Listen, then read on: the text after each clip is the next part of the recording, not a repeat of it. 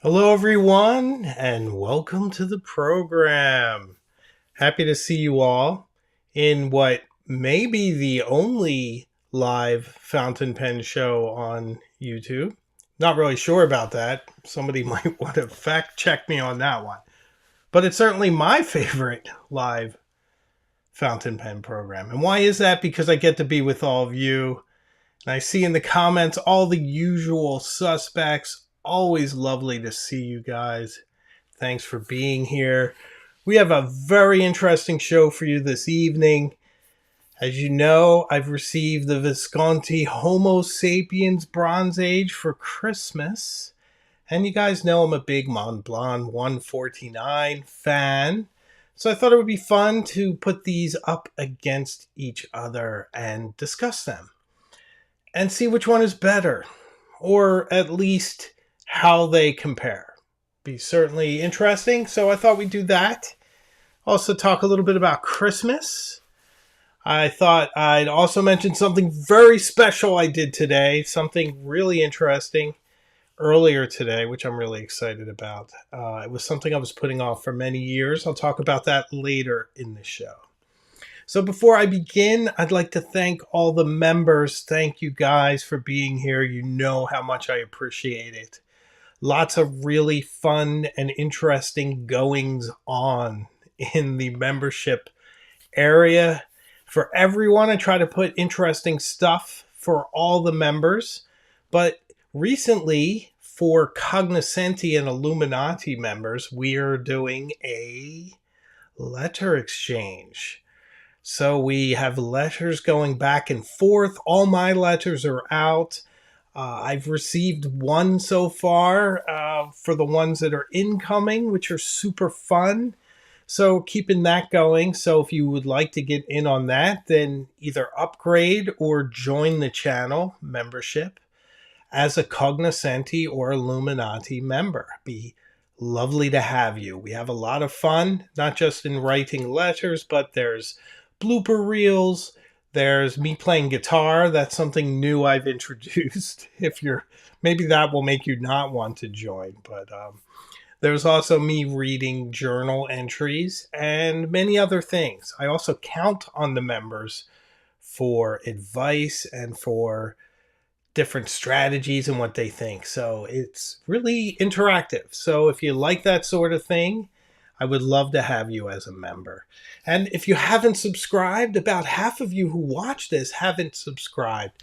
I'm a very small channel. I'd certainly appreciate that. It would be fun for us to keep together and catch up and just evolve as we move forward. So please consider subscribing. And if you want to join the channel, that's right next to the same button where you subscribe. So before we begin, I thought I'd show you guys some surprise I got for Christmas. And I'm sure many of you have seen this in your email and whatnot. But it actually came my way this year. So I got the Kaweco Sport blown and hand-painted Christmas tree ornament, which I'm really excited about. And I'll say the thing that surprised me the most about this is that it's really quite large, right? I was expecting it to be about the size of the pen. I mean, this thing is gigantic. It's the largest thing I've ever seen, but it's really quite balanced. I feel like I could write with this maybe I should dip it and see if I can write with it, but it's really lovely. It's not going to make the tree this year, I don't think, but it's going to go away with the rest of our ornaments and grace our tree next year. And it's our first fountain pen themed item, which is really funny now that I think about it. I mean, I have typewriter ornaments. I have Doctor Who ornaments, which I'm into. We have ones from our travels, Venice, London, Cornwall, all sorts of places. And yet this is the first fountain pen. So very happy to see it. It's really lovely, guys. It's very light, very detailed. It says Kaweco on the nib, hand painted in the right, correct way.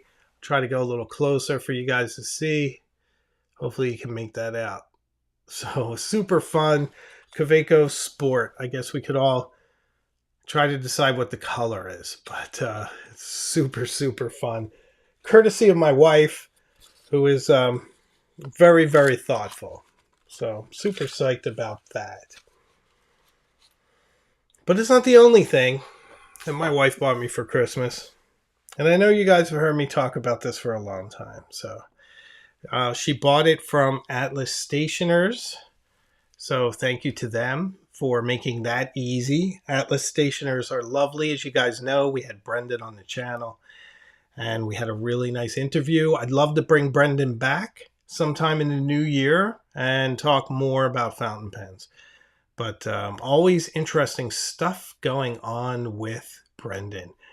Patrick Bundeman says it's a 5-time broad nib. It sure is. I should dip it and give it a shot. That would be super fun. So I guess without much further ado, let me introduce to you my Visconti Homo Sapiens Bronze Age, which is a rather interesting pen. Now, keep in mind, I didn't get it early or anything, so I've only had it since Christmas, but I have been writing with it quite a bit. So I'm already starting to form some opinions, and there's a lot to be said. It's slightly mad, and it's one of the things I really like about it. One of the things I like about Italian pens in general is that they're always slightly unhinged. And this one is no different. So it certainly has a lot going for it and a lot to be said. And I thought it might be helpful, as it often is, to use a yardstick when you're speaking about a pen. And I think one of the best yardsticks is a pen that everyone knows, and that's the Montblanc 149, which you can see here in a size comparison. They're roughly the same size. We have two heavy hitters, two grail pens really, two extraordinary pens in their own way.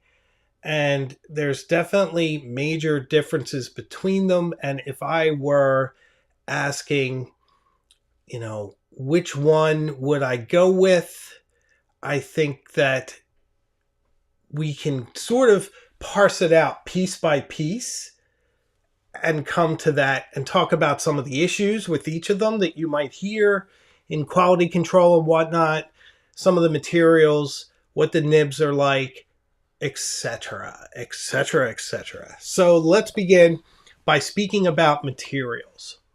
So this, as you know, because it's slightly mad, is made out of lava and resin, which forms a really interesting material that feels maybe slightly grainy in the hand, almost like a chalkboard. It has a certain warmth as you hold it. It's also hygroscopic, which I had to write down to remember, which means that it will absorb some of the moisture in your hands while you use it. It's supposed to be incredibly tough and incredibly durable, almost indestructible. But here's the thing. Who's going to test it? Has anyone put this in a hydraulic press to see how many PSI it can handle? Because I won't be doing that with this one. I am really over the moon to own this. It's a lovely gift that my wife bought for me, and Brendan was kind enough to put together for her. So super brilliant. But the resin is legendary. It does have a very lush feel to it. It's finished very well. If you put it under a loupe, you can see some grain in it.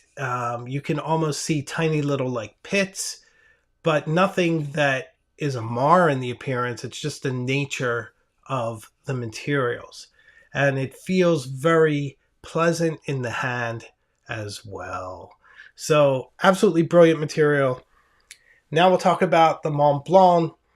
This is made out of a proprietary resin as well. No one really knows the ingredients, but I have heard from someone who stepped on theirs accidentally that it looks quite a bit like fiberglass when it's broken.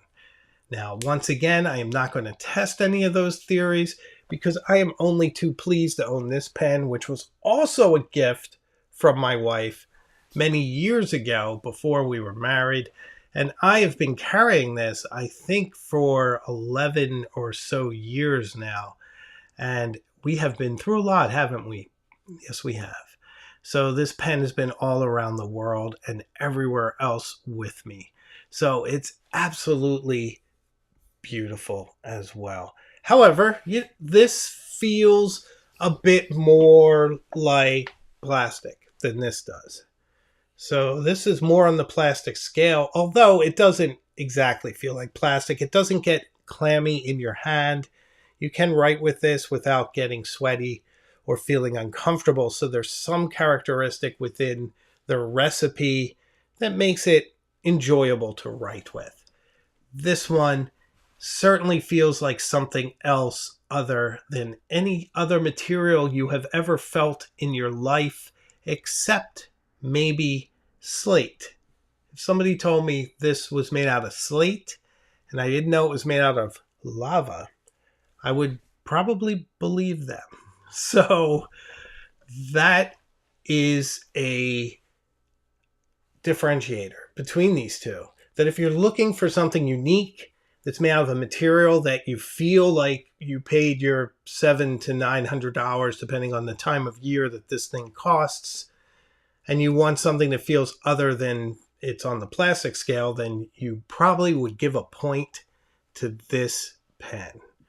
And the whole thing about precious resin here, I mean, there's R&D that goes into this, so I see both sides of that. The actual term precious resin is probably, from what I've read, a mistranslation directly from the German, or actually not a mistranslation, but a direct translation from the German, which simply meant that somebody did a little R&D and created a proprietary plastic that has certain materials in it that perform a certain way. And that's not so far out of the realm for pens.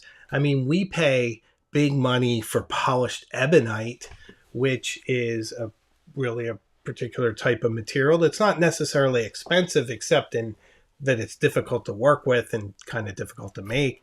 Or some of the other precious resins out there, like peniters, that uses cotton mixed with their resin to give it a certain warmth feel. But how do you value that? Does that make it worth $900? I mean, right now, if you were to buy this, it's about what, $950, $975 for the gold trim. The Bronze Age right now is around $740, somewhere in that neighborhood, with rose gold, brass, and lava. So where do you put the value proposition there on those terms, materials alone? The trim on this is gold plated, so you're not getting solid gold on the Montblanc. You get it on the Conway Stewart, you're getting 9-carat solid gold bands. Here you get gold plated. So these value propositions are tough when you go pen to pen. Where I find that they're most useful is rationalizing. So if you already own this and you've already spent some money for it, maybe you spent full price. I should mention it wasn't 900 and change when my wife bought it. It was closer to 6 and change. But say you did. So, I bought the Montblanc calligraphy full price. Yeah, but I bought that overseas. That's probably bad. Let's go with the Egyptomania. That was full price, around $950. So that's so cool, though. That's worth every penny. But let's just pretend I bought this year and it was $975. And then I'm going to spend $7 for this. I'd probably say, well, this is made out of lava. It's completely unique material. $200 less than the Montblanc. This is a bargain. But it's relative like that. You could probably put 3 other pens that make you look ridiculous for paying this much. So it's the price of entry, and you have to really decide for yourself, I think. However, they're both very nice to write with, and that's the most important thing. But we do have some other things, as I said, gold-plated trim here, solid bronze here. So, and the rose gold, which is really exciting. The cap of the Visconti, as you guys probably know, has the safe lock. It's really interesting. I'll try to go in. You may have seen it before, but you can see those grooves where it fits very snugly into the cap, and it does a little quick eighth of a turn, maybe even less, maybe a 16th of a turn. I'm not good at measuring turns, but it snaps in with a little hook, and then it's just locked there. So what you won't get with this pen is what my Pelican M200 likes to do, which is wiggle out, free itself into my pocket, and leak all over everything. So that shouldn't happen with this pen.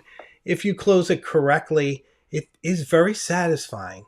You can sort of feel the grooves catch and hook, and it certainly feels tight. It does push in a little bit, but it has a really, really satisfying feel to it. So very, very nice there. So posting is one of those things you sort of have to decide for yourself. So would you post this pen? I've had it now for 2.5 days and I haven't posted it yet. And I'll tell you why. I'm afraid to. I'm just afraid it's going to scratch it, even though I'm told it won't, and that people post it all the time. But I'm somewhat anti-posting lately. I haven't been doing it with my Conway Stewart. I do it sometimes with the Montblanc, but I've been doing it for years. So at this point, it really doesn't matter. And I'll be honest, it really doesn't look scratched. Some of the plating looks scratched, but it's not brassing or anything, which is pretty amazing after 10 years of hard use, guys. So I guess if you really want to post, you could post either. But I don't feel comfortable posting the Visconti. It feels a bit like grating rock against rock. And I know you can do it. I've seen people do it. I can't bring myself to put this cap on there. I can get this close. That's it. So that is something you need to decide for yourself. I will say that my writing position, I have fairly large hands, as you guys know. It's fine. It's a weighty pen. If you wanted to measure these against each other by weight, you're going to know you're carrying this. It's not super heavy, but it's not super light. It's certainly not a Jinhao 159 or my Cartier Diablo, both of which are extremely heavy. But it weighs considerably more than this. So this disappears in your pocket. This will weigh on your pocket. Now, some people equate heft with luxury. That if you buy something, you want it to be substantial. You want to feel something material that you're getting. So if you want a heavier feeling solid pen, then the Visconti is going to rule that category. This one is much, much lighter, but it's easier to carry. I mean, my Cartier Diablo, I love, and I feel that sense that I'm paying for luxury and it's substantial. It has a brass base, it has Chinese lacquer, and the cabochon and all that. Absolutely lovely, but very, very heavy. Another pen I don't really post, but it's rather small. So this, I just don't know about, weight-wise. It would weigh on you in your pocket, but it does have a very, very nice clip. It really does. It's sort of crescent-shaped, and it has a fulcrum at the top, and you can hear it snap against the lava there, which I'm really afraid of scratching, even though they tell me I can't. The Montblanc has the regular ring clip. This is a very staid pen. It's a very old-fashioned design. It's shared by a lot of other pens, Jinhaos and Sailors and some others. It's not as unique as this. if you want something that stands out uniquely, then you're going to want this. Now, if you want something that's going to impress your friends, then you want that white glacier at the top of your pen. Some of your friends might not know what this one is, but I hope you're not doing it for your friends. You should be buying your pens for yourself, right? It does have a very nice V on the top, though. And the fit and finish of this is extraordinary. You go over this with a loop, and it's a joy to look at under magnification. And so is this, by the way. Very nice, very well finished. I do wish it had a bit of gold around the ring. You guys know that I don't like unprotected caps. It's a stickler for me. Now this one technically is unprotected, but the lava rock is supposed to be indestructible. So we shall see.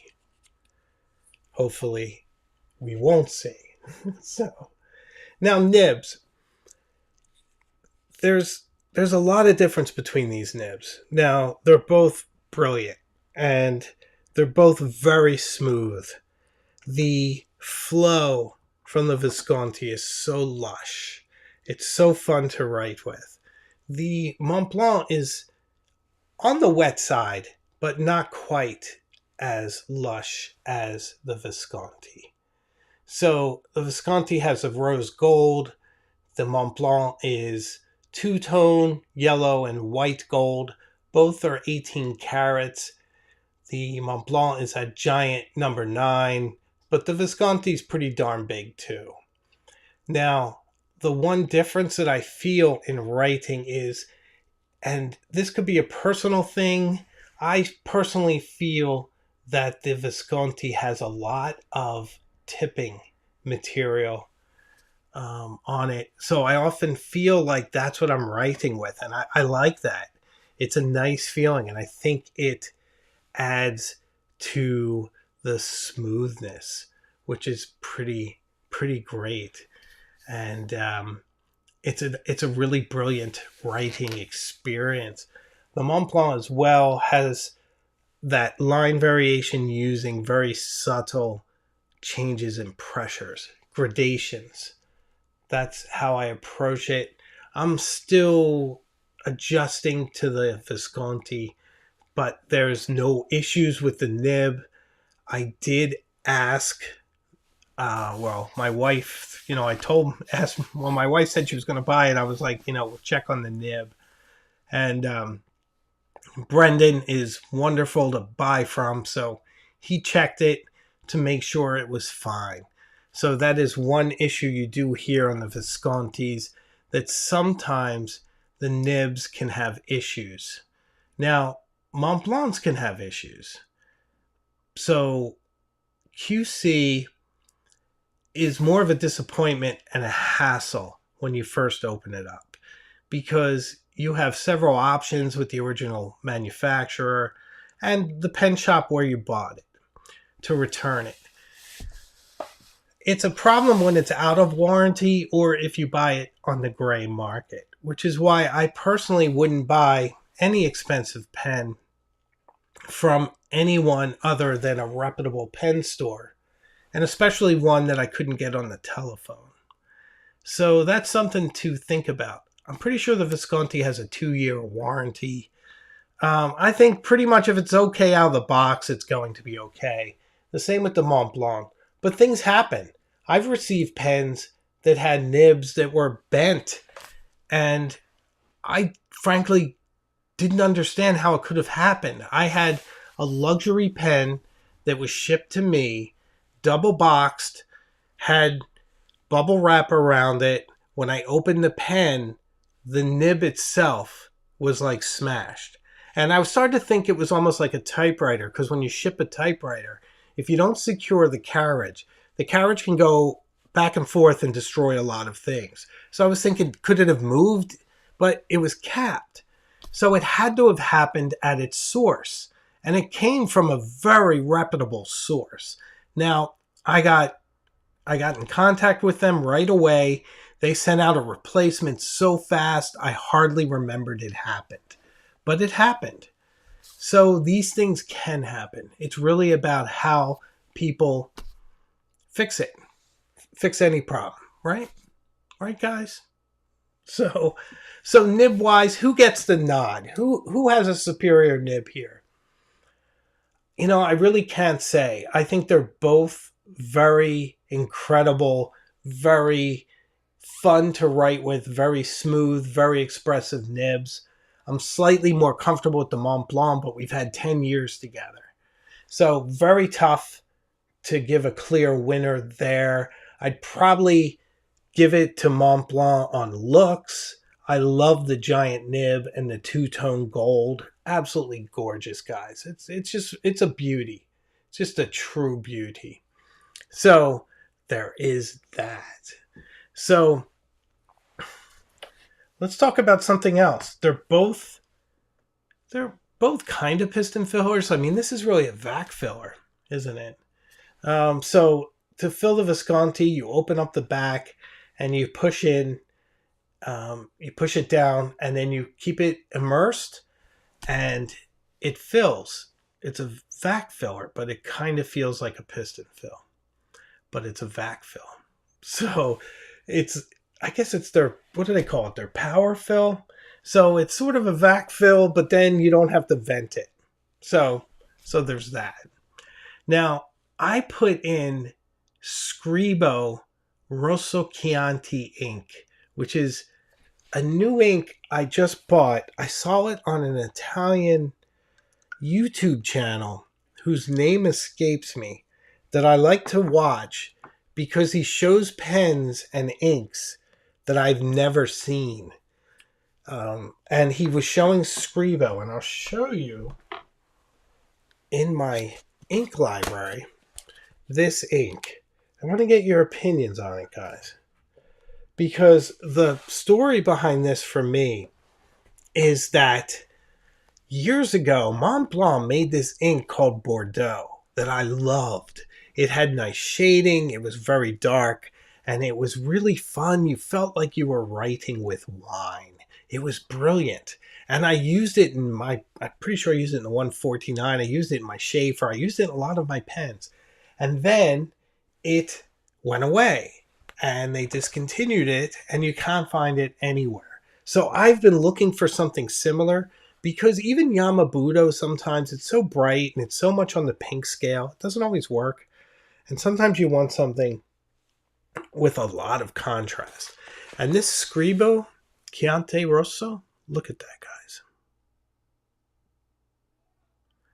It's actually Rosso Chianti. Sorry about that. Isn't that a great color? Is it just me?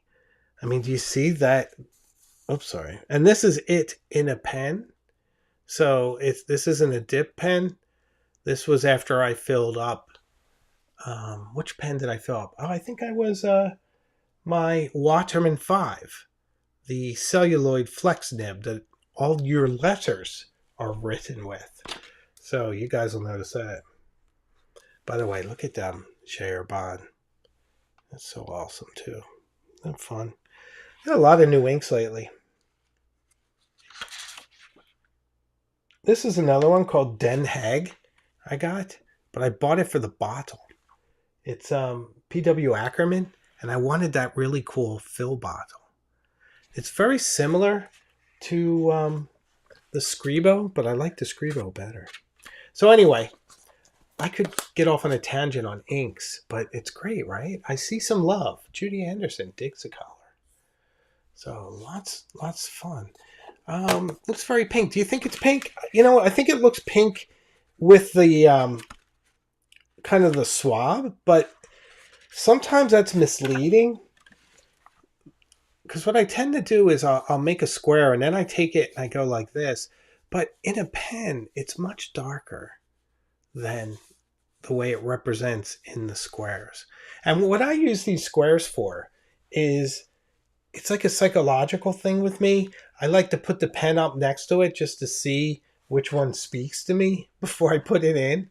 So it's not on there for any other reason than to focus my eye and my attention and to relate it to a pen if I'm either trying to match it or complement it. So that's kind of what I'm doing. Hey, Eric Miller says Birmingham Inks has picked up the Bordeaux moniker and they have tried their best to emulate the original formula. Eric, where have you been with that, my friend? That's good news. And I love Birmingham. They make great stuff, so I'll get on that.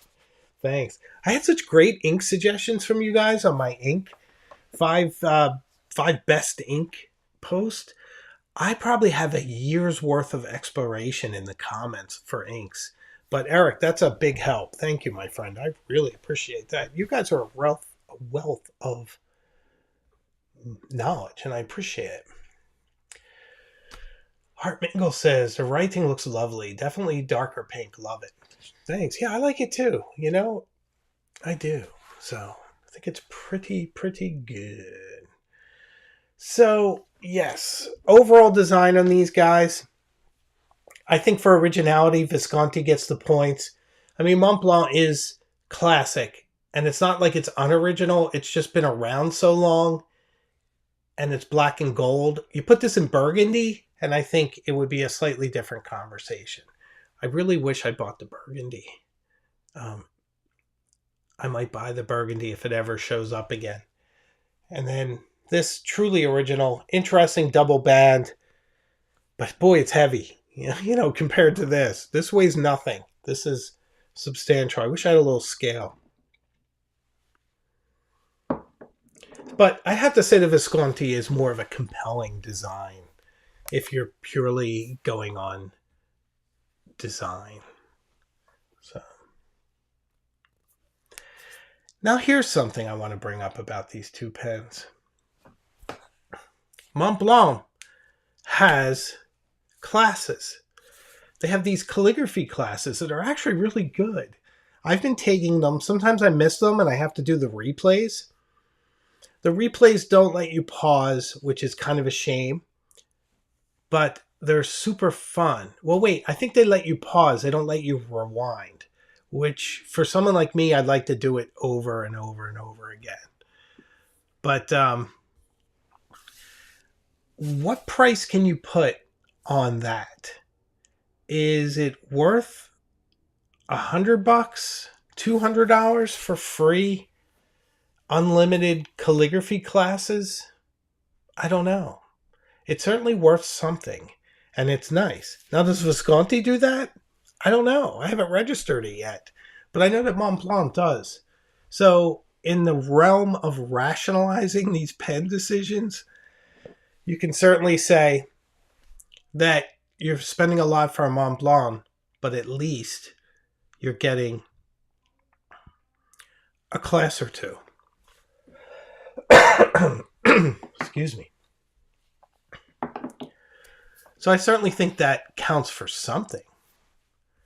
I like the comment that pens should be black. For years, I only had black and gold and chrome pens. I wasn't so much a fan of the colored pens. Now I'm much more colorful in my selections. So I think if you're saying like who you are when you use a pen, you guys know that I use pens the way a lot of people use things like neckties.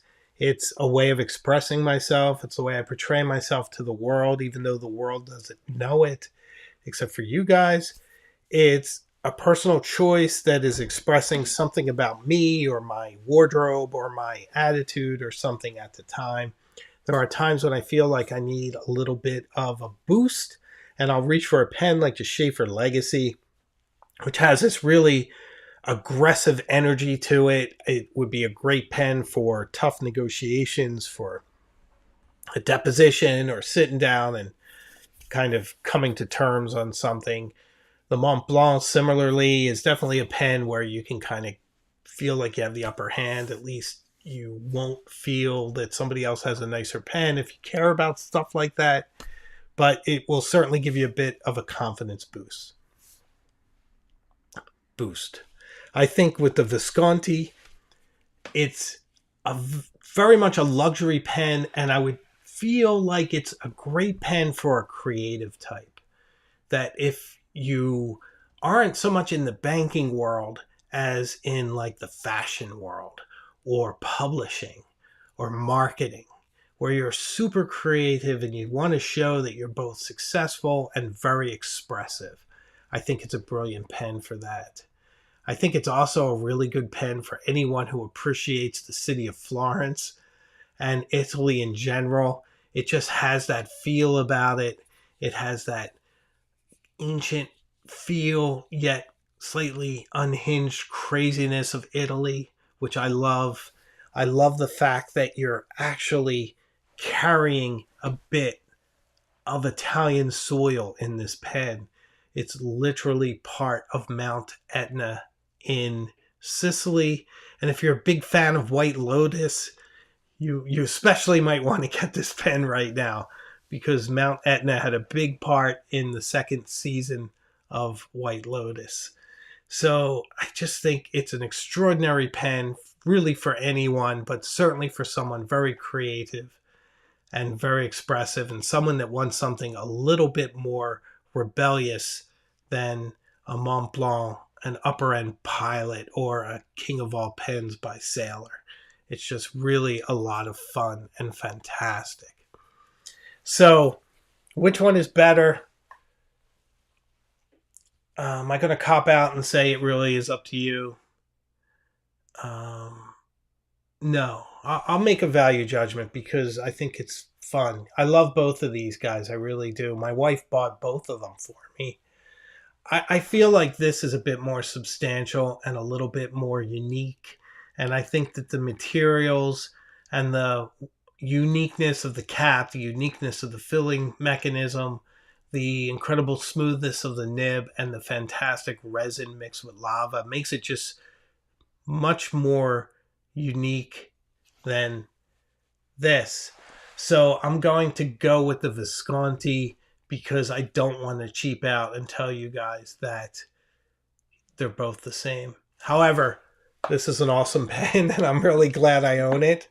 And I reach for it a couple times a week. It's just that brilliant. So that's my feeling. And I hope you got something out of this.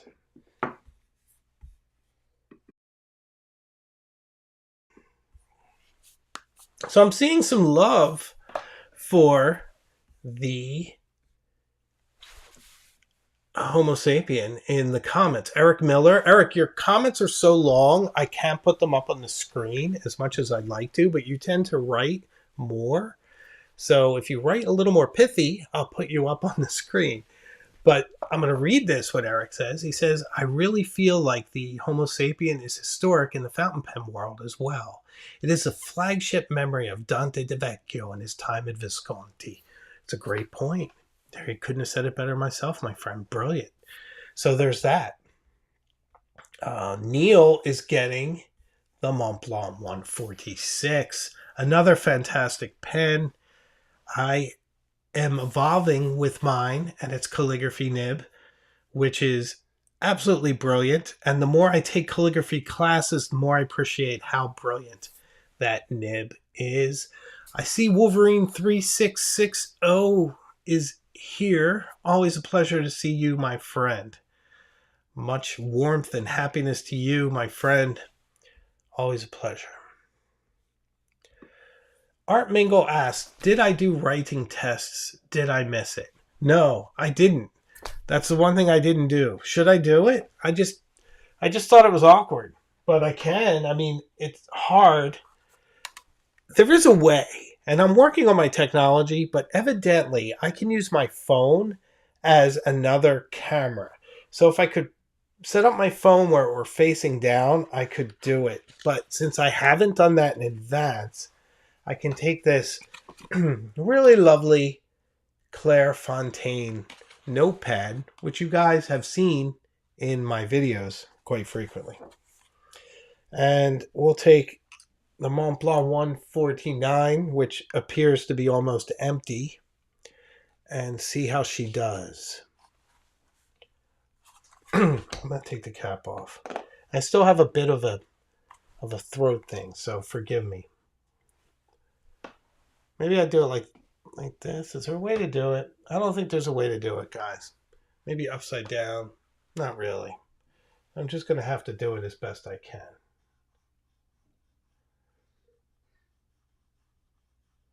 Yeah, see, this is really extraordinary. I have J. Urban, Eclat de Saphir in here. This is a medium nib. The one thing I really love about this pen is that it writes every time. You can store it for a couple months and it will just write. It's just absolutely brilliant. You get a little bit of line variation. Do you see that? Just in varying your pressure. And my pressure goes from like no pressure to less than no pressure. I'm a very low pressure guy. Can you tell I'm a very low pressure guy? Even though I'm in a high pressure field in my full-time job. So what do you think? Pretty nice, right? Let's try the Visconti. And you get to see Scribo out of the Visconti. So let's see what Rosso Chianti looks like. Plus Italian ink, Italian pen. Absolutely brilliant. So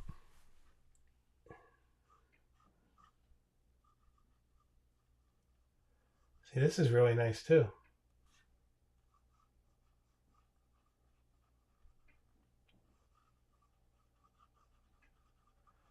Very nice. See, I almost feel like, I know it's really strange, but I almost feel like the end of the nib is bent. Like bent up a little. Because I have so much like tipping, I guess iridium. I don't even know. Still learning the pen. But the angle of the nib, it just really feels sort of flat at the front. And it's really interesting and fun. It's another medium, guys. And it's very lush. You can see right there. So there's that ink. So I mean, if you look at those lines, the Visconti looks slightly wider than the Montblanc, don't you think? Slightly wider line. And maybe less line variation based on pressure, but I wouldn't go by me on that because I've only had it for 2 days and I feel like I'll get better over time with it. And I've had the Mont Blanc for 10 years and I'm a little better at wielding it, if you will. So I'm looking for Kate. Here she is. So Kate says, I'm hoping my vintage Mont Blanc 149 will be here by Friday. So I'm going to out Kate a little bit. And this is Wolf Kate Witch, who has bought a Mont Blanc 149 with an ebonite feed from the 1980s, which is coming soon. So that's super fun and exciting, and I can't wait to hear all about it. And I hope I get to see it in person sometime soon. Absolutely brilliant. So I see some love for the Rosso Chianti. I'm so glad. Very nice. So Shane Fielder says, I find the Palladium Homo sapien nibs to have a stub-like tipping. Very interesting. It does have a different sort of tipping feel to it. So Art Mingle appreciates the writing sample. I hope it provided value. I wish you guys could see my hands. In the future, I'll be able to set it up differently. I am working on my technology all the time. By the way, how's the audio? I got a new microphone. All this time, I suddenly realized my wife, who is working on doing some voiceovers, because my wife has an incredible speaking voice. It's just perfectly feminine with that tinge of English accent, kind of the antithesis of my voice. And she has a really nice setup and a perfect microphone for doing podcasts and voiceovers.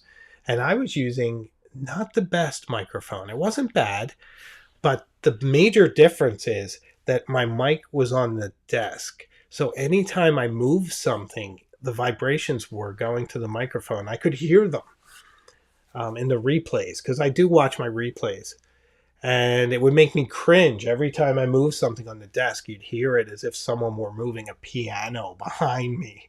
So now we have a mic that's slightly off camera here with the plosive cover. And I'm assuming it's been working because I've been on the air now for 45 minutes and no one's saying we can't hear you. So hopefully it's good. I hear from Judy that the audio is great. Judy Anderson, who is with me on many platforms. Always a pleasure. Always lovely to see you as well. So Neil says, you have the nicest things. Love your guitar also. Thanks, Neil. I appreciate that. Neil's referring to the fact that in the members section today, I put up a video of me playing Cashmere on my Telecaster. I have a bunch of guitars. I do play. I'm not that great, but I enjoy it. I have a Gibson Les Paul, Gibson Acoustic. I have 2 Fender Stratocasters. I have a Telecaster. I have a Gibson Midtown. And I think that's it right now. And I have a mandolin, which I also play. A couple of things I can play. Battle of Evermore and Losing My Religion. So that's about it. But back to guitar. It's always fun to play a little. I don't get a lot of chances. But I did want to put up something a little different in the members section. So if you'd like to see that, you could become a member as well. And I'd love to have you. It's over by the subscribe button. And we're doing a letter exchange as well. So that is a lot of fun. So Patrick Blindeman, I'm always not sure how to say your last name, so forgive me, is asking if it's a good flowing ink. If you're talking about the Scribo, it's very nice flow. It's a wet ink, and you couple that with the very wet, luscious feed of the Visconti, and you have quite the combination. So I actually think they're perfectly matched. And to tell you how I arrived at that ink, there were 2 reasons. One is that it's Italian, and the other is that it's the color sort of lava. And I thought it would be cool to have the red of lava in the pen. So that's what I did. So, Eric, that was short enough for me to put up, so thank you. Eric says, please film a Jacques Herbin video and have your wife voice over French poetry as an intro. That would be cool. My wife does speak French. I speak a little Italian, but just about enough to get in trouble. So I'm going to try to keep tonight's show to around an hour.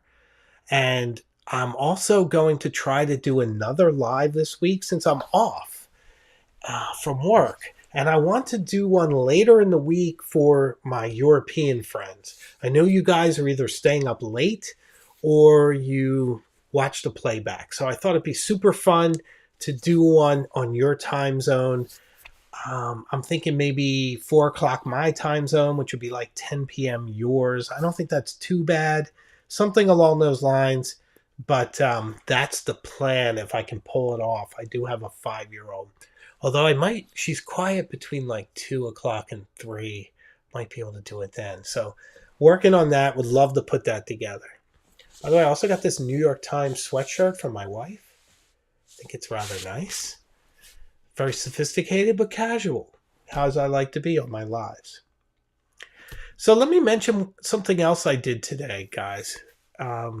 This was something I've probably put off for about 3 years.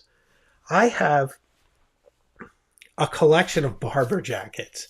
And there are some that I wear more than others, and some that I wear a lot. So I have around 15 barber jackets. And one of mine is the border, and it's in thorn-proof, and it's really long, and it's what I tend to wear when I'm doing something really physical outside, and I want protection, and I want to stay dry. And I've had it now for about 10 years, and the wax was basically worn off it, especially at the pockets and at the elbows and whatnot. So maybe 2 years ago, I got the thorn-proof dressing from Barber. And I was like, I'm going to wait until it's 90 degrees, take a tarp, go out back, and re-wax the jacket. Well, that didn't happen. But I decided today to take it in the basement and re-wax it. And you know what? It wasn't that hard. It was a lot of fun. So you take some water, get it nice and hot, put the dressing in there, it melts it down, use a sponge it on the entire jacket, and then use a hairdryer to make sure it gets worked in. Use another sponge or cloth to kind of rub off the excess, and then hang it up to dry. And I feel so fulfilled, because it's such a before and after. It was trashed, you guys. It was almost cool looking how trashed it was. But now it looks just like when I got it. It's really amazing, the transformation. So I guess the moral of the story is not to be afraid to try something. I thought it might be a gooey, sticky mess, but it really came out brilliantly, and I was very, very, very happy. Lars says that I need to get out my GMT watch to keep track of when to do the European live stream. Indeed, I always have it on London time. I used to have it on GMT, but I changed it to London time. But yes, usually I do. Tonight I have the Cartier on. So you'll often see me either with my Rolex GMT or the Cartier. I'm going to do a watch video soon. I'm going to do my whole collection. And I'll put it up on a Saturday, sort of counter-programming. I like to do that sometimes. I still consider Thursdays the day I put up big stuff. Well, actually, let me rephrase. I'm not doing Thursday anymore. I'm doing Fridays. So Friday's going to be the day I put up the big stuff. And then Tuesday's the live show. And then I might pop something else up maybe on Saturday or Sunday. The reason I changed from Thursday, to Friday is that I looked at YouTube with the analytics, and it shows when all you guys are online. And almost no one's online when I'm posting my videos on Thursday. So my videos haven't been able to take advantage of that initial boost that you get when a lot of people online that would be receptive, like your actual subscribers. So that was sort of a mistake that I've been making now for over a year since I've started the channel. So I put them on Fridays. Evidently, everyone's online noon on Friday. And that is what I'm doing. So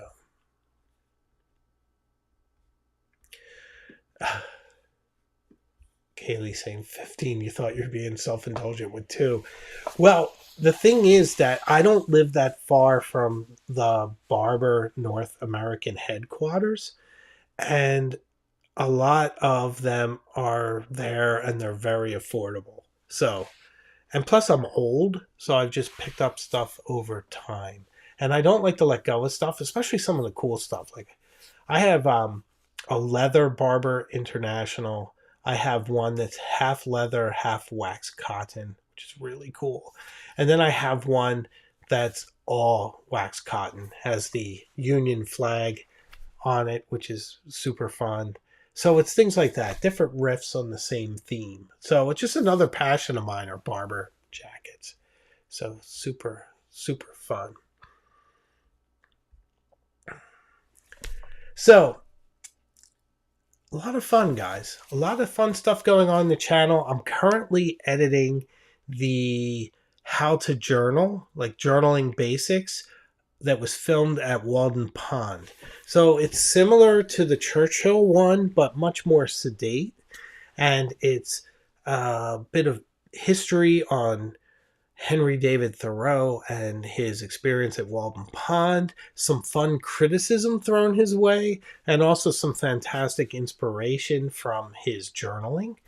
And then there are some broad guidelines to get you guys inspired to journal. If you're not doing it already, sort of a way to think of it and the way I approach it, which, as you know, is very personal. It's a lot about self-diagnosis, and writing down the things that are centered around conflict and anxiety in a way to dismantle any sort of anxiousness, depression, or anger, or anything like that. Just to sort of keep everything copacetic. And it works fantastic. For me, it's helped me build a pause into my life, which I didn't have before. And it's just making me a better person. So I want to pass those techniques on to you guys just to see if you can use them. And it's a lot of fun, this video. It was filmed around Walden Pond. The B-roll is super, super fun and very beautiful and inspiring. So I think you guys will like it. That will go up sometime in mid-January. So I should also mention that I like to thank all the members at the end of my videos. If it looks like your name drops off and then reappears or something like that, don't be upset. It just means that my videos were shuffled and something that was going to post, say, early December may have got kicked out to January. And the membership is growing. And it might not show you one week and then we'll show you the next. So don't think that anything happened. It's just the way I post. I tend to post about a month in advance. But with Christmas, there's not a lot of activity on YouTube, and a lot of the stuff that I thought was like really valuable, I wanted to make sure you guys would see, I kicked into January. Foremost of which is how to write a love letter, which I did, which I am so proud of. That, you guys, was so difficult to put myself out there in this vulnerable state where I literally write a complete love letter in front of you to my wife. And I gave it to her after. I probably should have filmed that too, but that's a little intrusive.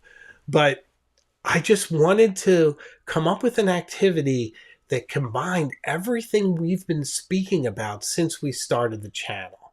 So which pen do you use for what? So which pen do you use for writing a love letter? Which one puts you in that place? How do you prepare your space? You want it to be romantic and quiet and contemplative. So I put up some candles. I put down a nice tarot. I don't know what it's called. It's a thing where you spread tarot cards on. My wife bought me this because she bought me the Hieronymus Bosch tarot set. So I use this in a lot of my videos, but this is actually for putting your tarot cards on, which is super fun. So I put that down and some flowers. So it's that. Which paper do you select? Which stationery? Which, by the way, gave me an opportunity to pull out my stationery and show you guys all my different stationery, which I am so glad I did. Talk about serendipity. I show all my different stationery right before I used it all up when I wrote all the letters for the letter exchange. So almost all my stationery is now gone. Kind of down to a couple of Venetian things that I bought in Venice, and I still have some J. Lalo left, and I have my personal stationery from Brooks Brothers with my letterhead. But everything else is mostly gone. But it's forever enshrined in that video. So I think you're really going to like it. Really put myself out there for this one. It's either going to fail miserably or you guys are going to dig it because there's nothing else like that out there. So very, very cool. So very, very nice stuff, guys. Coming to the channel very soon.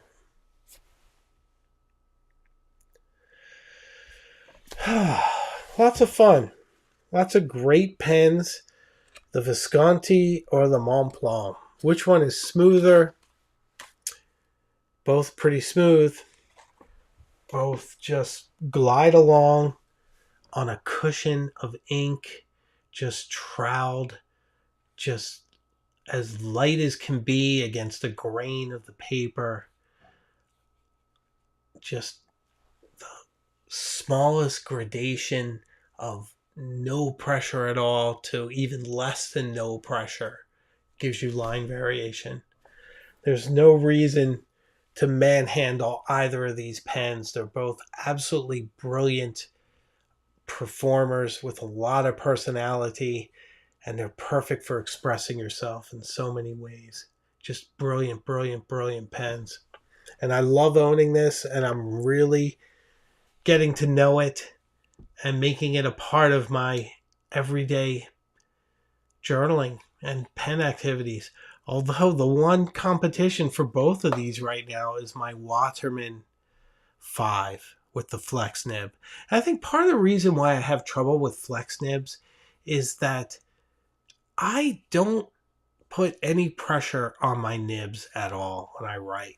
Like I tend now, if I'm writing upside down like I wrote for you, you have to hold on to the pen. But when I'm writing, I'm cradling my pens very lightly and I'm sort of gliding along with them.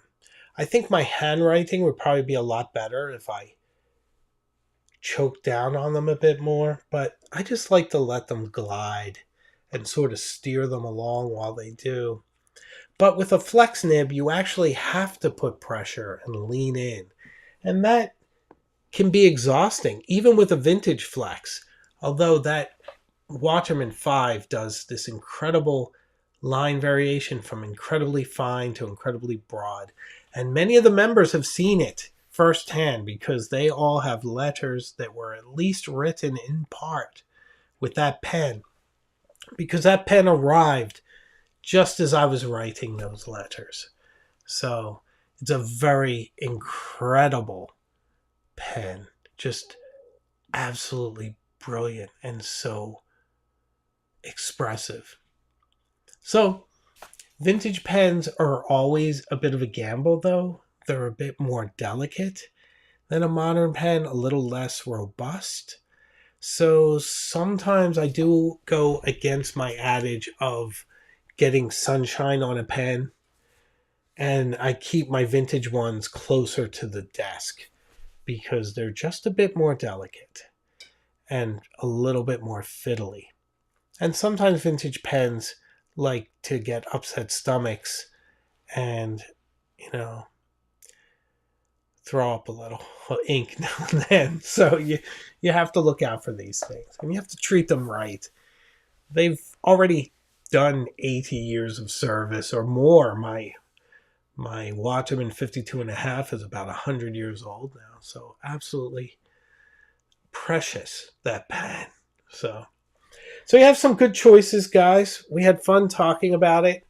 If it were me right now, I think you probably get more for your money with the Visconti, but if I had to choose between the two, I may buy the Montblanc if I didn't have it, because I feel like this needs to be filled in your collection before this does, but I think this is a better value proposition. Though I do appreciate these guys offering all their calligraphy classes, and it's helping me to love my 146 again, which I'll do a follow-up video for very soon. Well, ladies and gentlemen, I think we've said it all. I do. I'm trying to keep these to an hour. I see we're a little bit over, but I am hoping that we will have another live later this week. I'm going to try to pull that off because I'd really like to be there for the European folks. You guys really add a lot. I appreciate it. Art Mingo, feels like I'm missing out so much. Looking for the link to become a member. The link, if you're looking for the link, if you go to your browser, you can type www.youtube.com/Hemingway-Jones/join, and then it'll come right up. That's the easiest way. It should be next to the subscribe button, but if it's not, if you just youtube.com and then Hemingway-Jones/join, and that should get you there. Would love to see you guys in the membership side, still doing the letter exchange. Probably would be with the Visconti now. So there we go. See you, Eric Miller. You're the best. Thanks for being here, my friend. Always a pleasure. You bring a lot to the table. All the members do. Oh, Mummy Brown, I just saw you now. Nice to see you there. All you guys. Okay, my voice is shot. Let's put it to rest. Thank you all. You guys keep me going. We'll see each other again very soon, further up the road. Take care.